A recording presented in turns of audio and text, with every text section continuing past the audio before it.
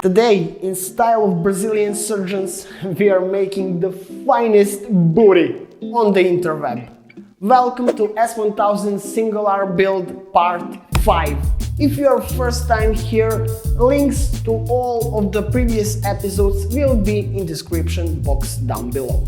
Here are all the parts that make a rear section.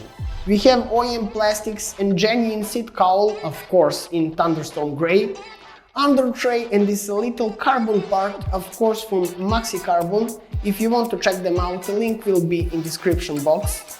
Next we have this special carbon piece that goes in place of license plate holder. And maybe the most important part we have is this blacked out aftermarket taillight.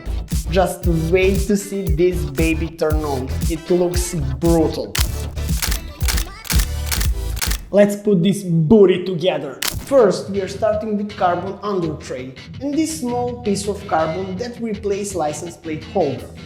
You must put these aluminum sleeves through under tray. Mine are made from brass because the OEM ones are warped badly in the crash. After that, we are putting these rubber grommets on the license plate holder replacement carbon piece. And all of that we are screwing back on the bike. Disregard these ugly as fuck bolts, they are just temporary.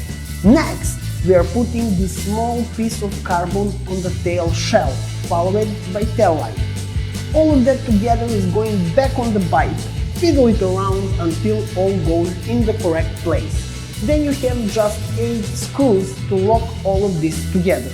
Slap the rear seat cowl and that's it. Man, this bitch can make hell of a money on the OF. And this fucking build finally starts to look like a bike again. Probably the favorite part here is the taillight. Wait a sec. Like you see, it looks brutal when turned on. That will be all for the part 5, guys. In the next video, I hope we can make this bike complete and rideable again. I will see you in part 6. Cheers!